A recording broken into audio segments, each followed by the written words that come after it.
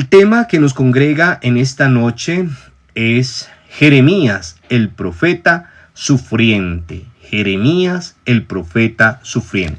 Y vamos a iniciar con esta cita bíblica de Jeremías, capítulo 20, versículo 9.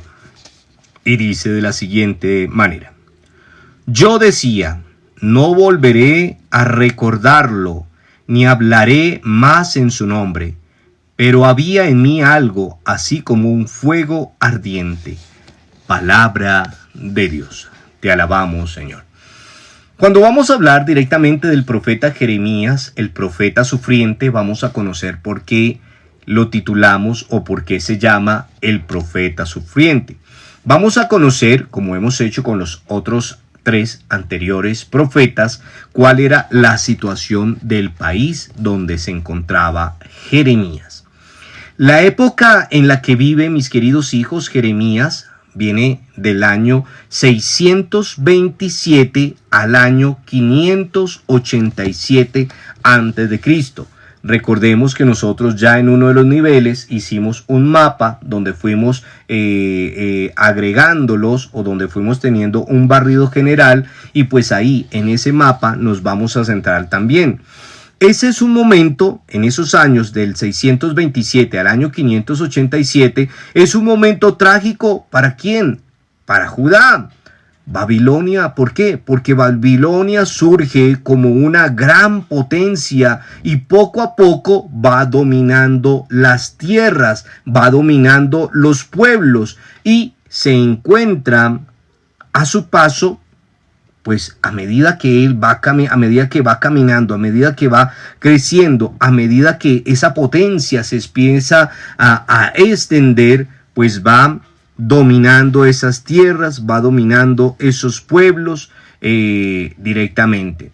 Ahora, Egipto, mis queridos hijos, teme esa amenaza babilónica y procura utilizar a Judá como un tapón que ayude a bloquear, a hacer un tapón, un paro, una barrera, digámoslo así, que les ayude a bloquear ¿qué? La invasión de Babilonia, esa invasión de Babilonia sobre el territorio. No se va a permitir esa invasión.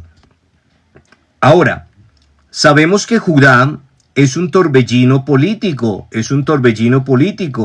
y en esas circunstancias surge la voz de un profeta. En esas circunstancias que se están viviendo, en esos conflictos que se están viviendo, en eso que está pasando en ese territorio, pues surge especialmente la voz de un profeta. ¿Y cómo se llamará ese profeta? Pues Jeremías. ¿Qué es lo que hace Jeremías? ¿O qué va a hacer Jeremías? ¿O por qué surge este profeta? La única razón por la cual surge es para hacer escuchar la voz de Yahvé. Recordemos que todos los profetas tienen una misión, todos los profetas tienen un llamado y todos los profetas tienen un servicio hacia una comunidad. Dios los llama, Dios los escoge porque tienen una misión. Así como ayer hablábamos de un profeta, ¿sí?, que no sabía, pero que el Señor lo usó, le quemó, le bendijo sus labios. De la misma manera, nosotros hoy vamos a ver cómo surge el profeta Jeremías para hacer escuchar la voz de Yahvé. Ahora, ¿cuál sería su vocación? ¿Sí? ¿Cuál es la vocación de profeta? Porque recordemos que todos tienen una vocación o que todos tenemos una vocación. Recordemos que Jeremías nació en Anatot, ¿sí?, pueblito cercano a Jerusalén, y su llamado y su vocación se dando cuando él está muy joven. Recordemos que el Señor, que Yahvé, llama a sus profetas sin importar la edad, y ese llamado que le hace directamente en ese pueblito de Anatot a nuestro profeta Jeremías, se lo hace directamente estando muy pequeño. El Señor le hace comprender que la vocación comienza desde el seno materno. Su vocación especialmente de este profeta comienza desde el seno materno. Dios llama a Jeremías. ¿Y para qué lo llama? Para la misión de arrancar y plantar, de destruir y construir. Y por ahí hay muchos que les gustan los cantos de Jeremías, esas alabanzas maravillosas, pero esa es la vocación que tiene Jeremías, la misión de arrancar, la misión de plantar, la misión de destruir, la misión de construir. ¡Qué dura! ¿Será que le dio esa misión por ser Jeremías tan joven? Pero hay que saber y hay que comprender que esa no es una misión nada fácil. Que esa no es una vocación nada fácil. Imagínese que a usted le digan, no, es que usted a partir de ahora tiene que arrancar, usted también tiene que plantar, usted también tiene que destruir y también tiene que construir. Yo tan pequeño, yo tan joven, mejor dicho, una misión bastante difícil para un chamaco, para un chiquillo. Pero hay que saber que esa es una misión tan difícil, pero Dios estará siempre con él. Por eso digo, el Señor siempre estará con nosotros y el Señor es grande con nosotros. Entonces el Señor, después de que lo llama, después de que lo ha escogido, después de que le ha llamado a esta misión, siempre va a estar ¿con quién? Con Jeremías. Pero hay que saber que Jeremías también, ahí en su inocencia, que Jeremías también, ahí en su persona, confiesa con mucha sinceridad sus crisis internas y sus dificultades para cumplir y perseverar en su vocación. Vuelvo a decir, una vocación sin crisis no es vocación. Y él desde ahí le confiesa que va a ser difícil. O sea, esa crisis que genera directamente interna, es que le digan es que la misión suya es esto y va a hacer esto, pues va a entrar en una crisis. Como yo tan pequeño voy a tener que hacer eso, pero el Señor siempre va a estar con él y tendrá crisis para cumplir esa misión, tendrá dificultades para cumplir esa misión, pero lo importante es que pueda perseverar en su vocación. Vuelvo a decir, una vocación sin crisis no es vocación. Un llamado sin crisis no es llamado. Un matrimonio sin crisis no es matrimonio. Todos tenemos que vivir ese tiempo, mas no,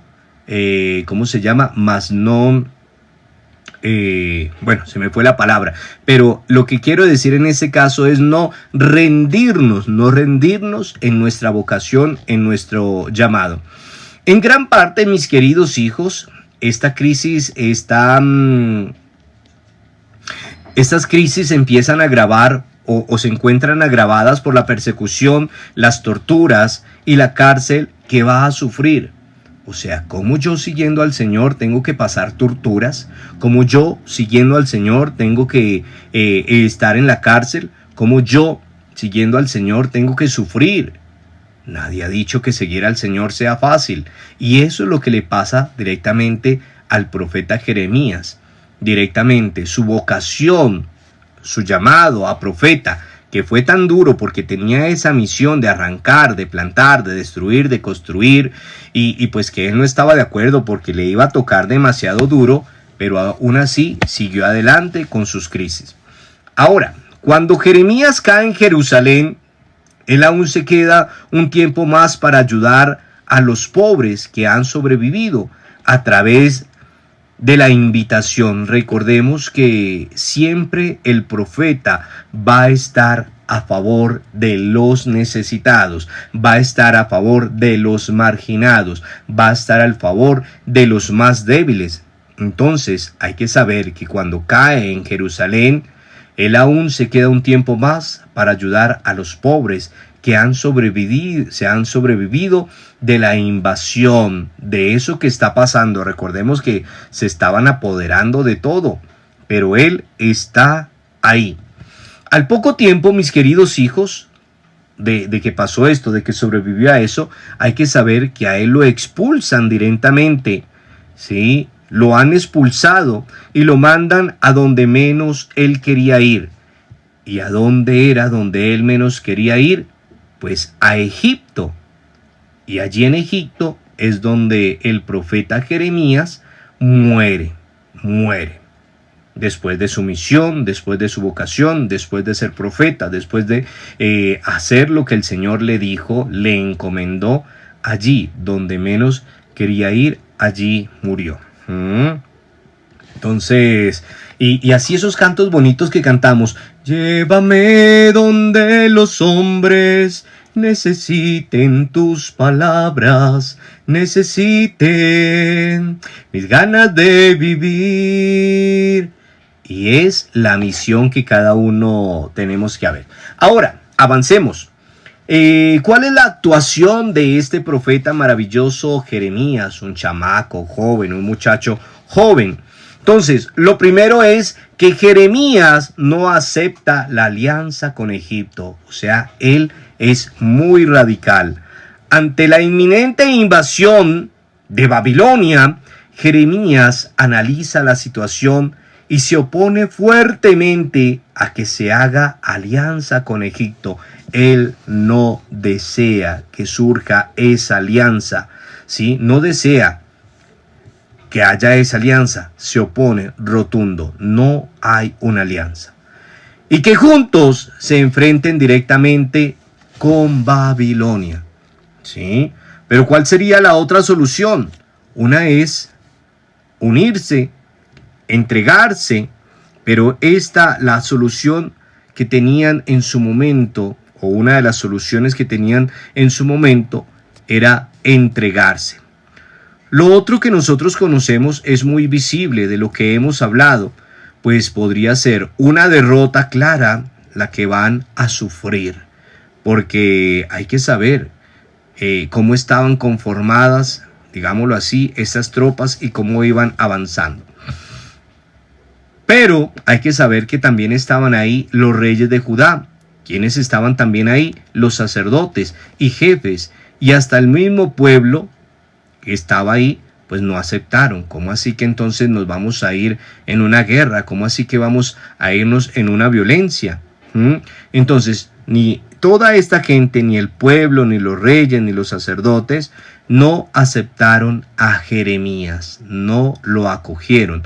En pocas palabras, le dieron una patadita, lo rechazaron y lo persiguieron. Qué difícil la vida de un profeta defender a su comunidad. Qué difícil la vida de un profeta defender el llamado. Qué difícil la vida de un profeta ponerse delante de tantos poderosos e irse en contra.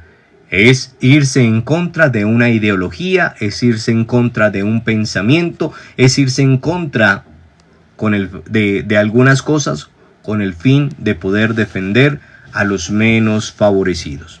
Ahora bien, así como no acepta la alianza con Egipto, así como la rechaza porque él tiene su misión, lo que se le ha encomendado, también él condena la conducta de la idolatría. Él condena la conducta idolátrica o de idolatría, como nosotros lo queramos decir en el momento.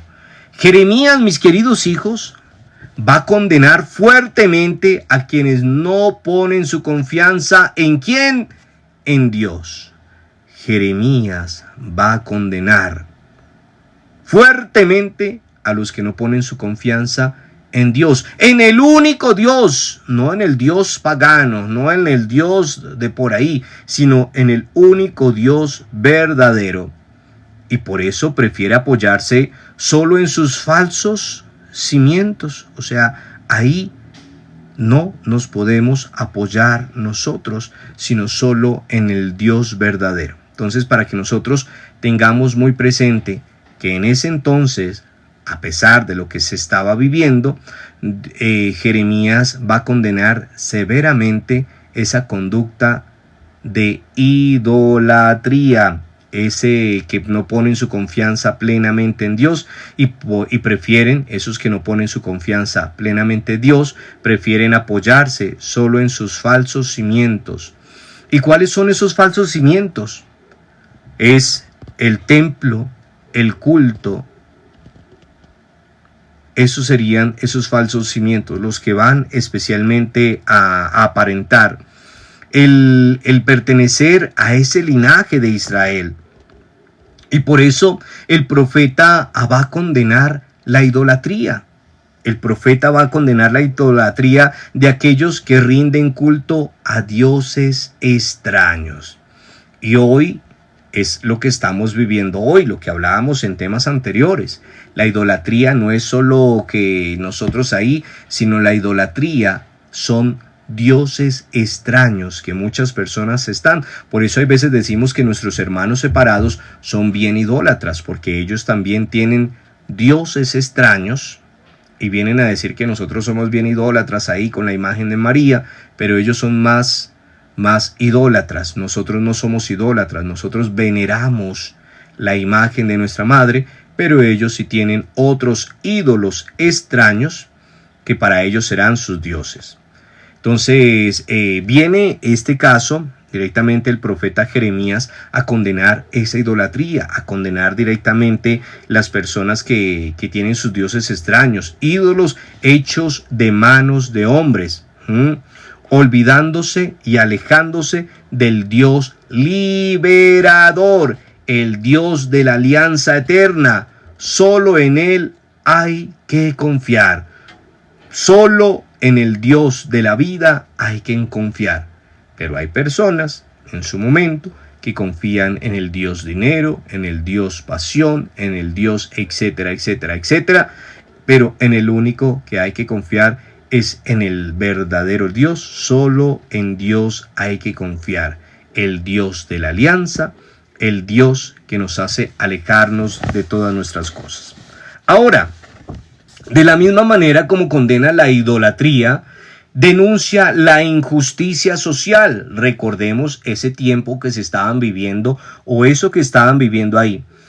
Jeremías, mis queridos hijos, hace ver que Israel ya no practica la justicia y que en cambio oprime a los débiles. ¿Quiénes son los débiles?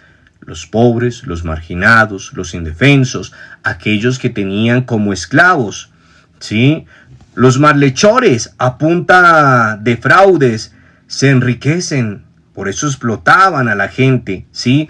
Aparte de eso, esos malhechores a punta de fraude, aparte de que se enriquecen, también se engrandecen. También va a condenar la mentira y el engaño. O sea, es una misión que tiene especialmente de limpiar, de darle la dignidad a cada uno de nuestros hermanos. De la misma manera, mis queridos hijos, tiene un anuncio esperanzador, una nueva alianza. Ya vino, recordemos que los profetas anuncian y denuncian. Pero después de estos denuncios que ha hecho de lo que no estaba a favor, pues viene con un anuncio esperanzador. Y veamos cuál es ese anuncio esperanzador que tiene el profeta Jeremías para la comunidad, para el pueblo. A pesar de tantas desgracias que sabemos que sufrió, la persecución donde tuvo que caer, los problemas que tuvo que llevar, Jeremías tiene, mis queridos hijos, motivos de esperanza. Sí, tiene motivos de esperanza y procura especialmente consolar a su pueblo. Consuela a mi pueblo, dice el Señor. Esa era lo que Jeremías venía con ese anuncio. A pesar de los problemas, a pesar de las persecuciones, a pesar de las desgracias, tiene motivos de esperanza para su comunidad. Y por eso viene a consolar a su pueblo, consolar a su pueblo.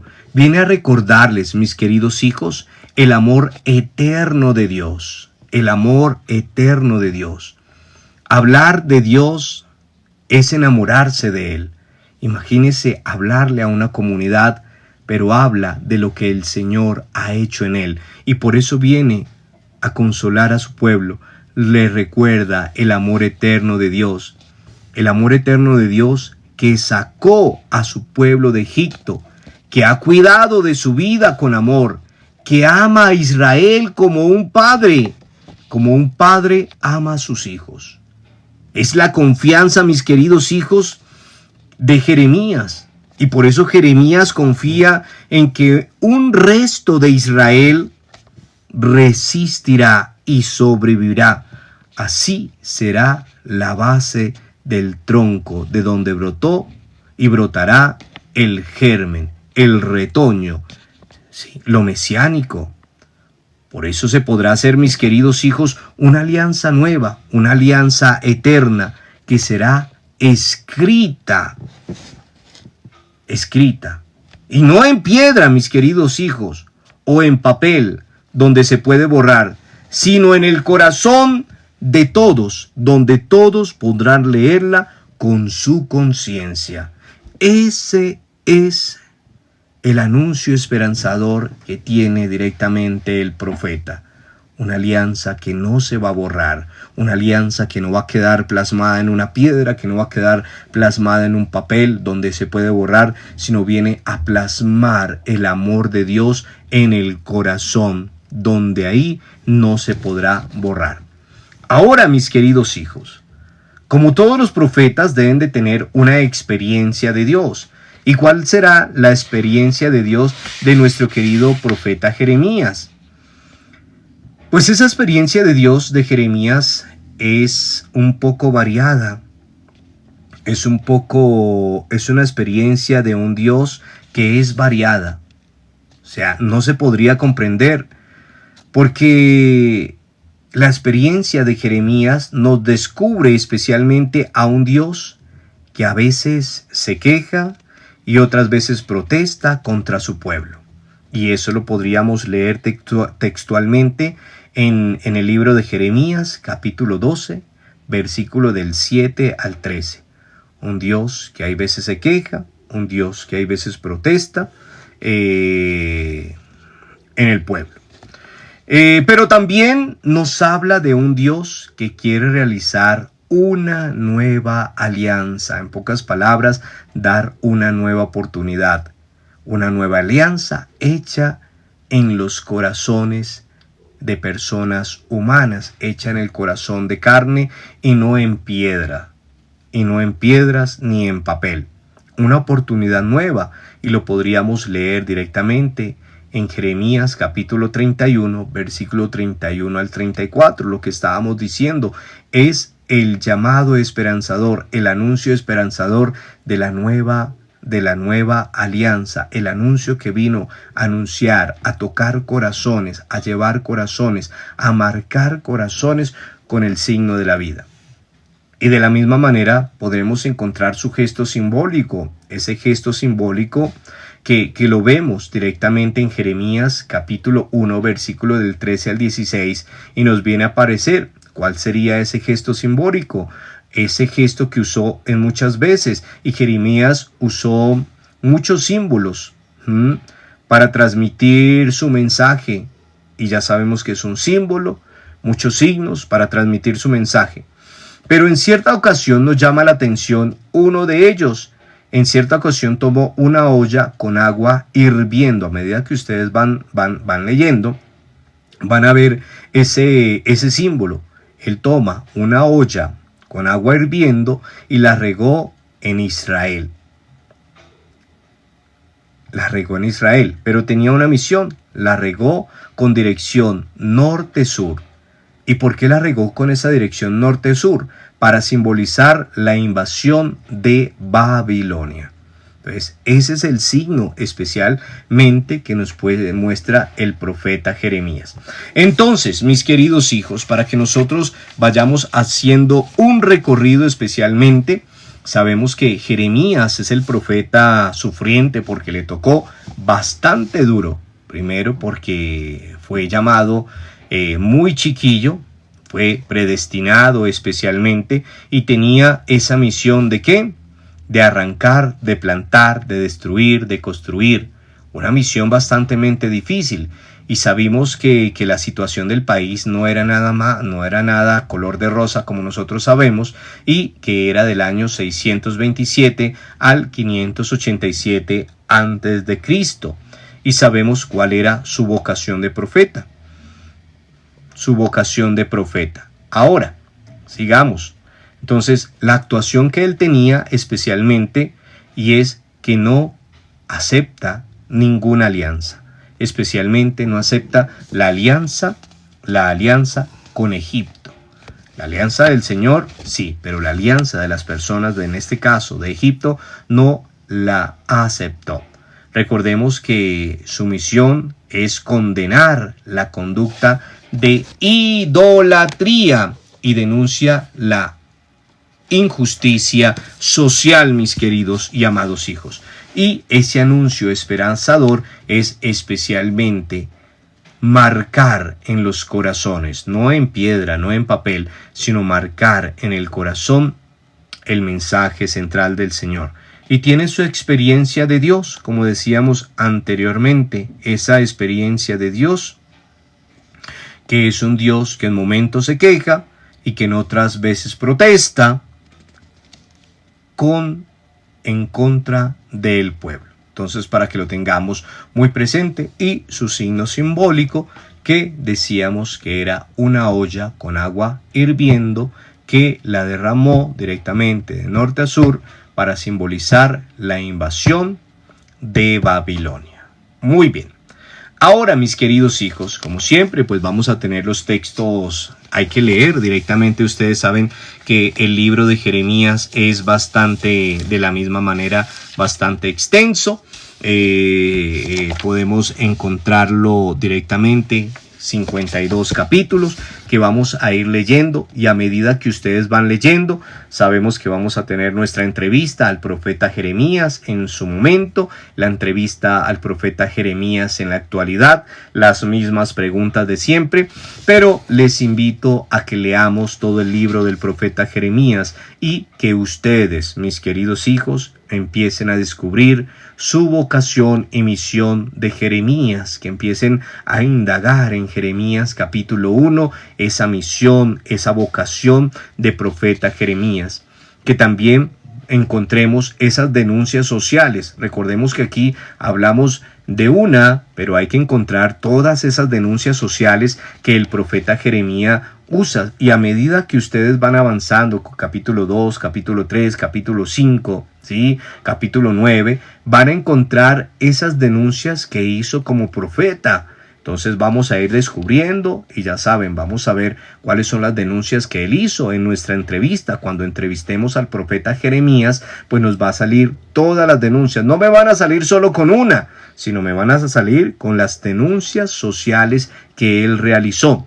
Además, a medida que ustedes van avanzando, así como hizo unas denuncias sociales, también hizo unas denuncias religiosas. Pues, ¿cuáles fueron esas denuncias religiosas? Vamos avanzando en el capítulo 7 y vamos avanzando 8, 9, 10 y vamos avanzando, porque la idea es abarcar todo lo de los capítulos y empezar a encontrar cuáles fueron esas denuncias religiosas.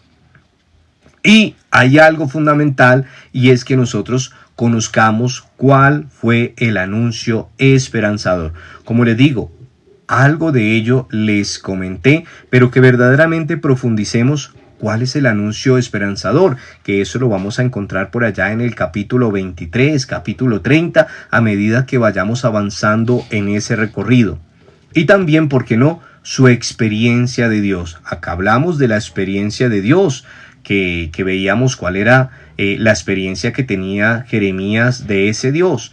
Pero qué bueno que ustedes profundicen ahí a medida que van avanzando con el estudio, con la lectura que ustedes van haciendo en su tiempo libre, y puedan encontrar esa experiencia de Dios, que lo podemos encontrar desde el capítulo 12 hasta el capítulo 31. Vuelvo a decir, cuando usted se pone a meditar, a leer cada uno de los capítulos, usted no quiere dejar de leer, porque la historia se vuelve interesante. Y por último, pues que nosotros verdaderamente encontremos ese gesto simbólico y profundicemos sobre esos gestos simbólicos, y eso los encontramos en el transcurso de los capítulos que nos deja el profeta Jeremías. Entonces, mis queridos hijos, el profeta Jeremías, en pocas palabras, es una referencia para cada uno de nosotros, que el Señor no sabe en qué momento nos va a llamar y a qué edad va a llamar. ¿sí? Así como llamó a un campesino ya mayor, pues también llamó a un chamaco, a un chiquillo para servir y dar dar a conocer su nombre y su misión, para que nosotros lo tengamos muy presente. Gloria al Padre, al Hijo y al Espíritu Santo, como era en un principio, ahora y siempre, por los siglos de los siglos. Amén. Gloria al Padre, al Hijo y al Espíritu Santo, como era en un principio, ahora y siempre, por los siglos de los siglos. Amén. Gloria al Padre, al Hijo y al Espíritu Santo, como era en un principio, ahora y siempre, por los siglos de los siglos. Amén.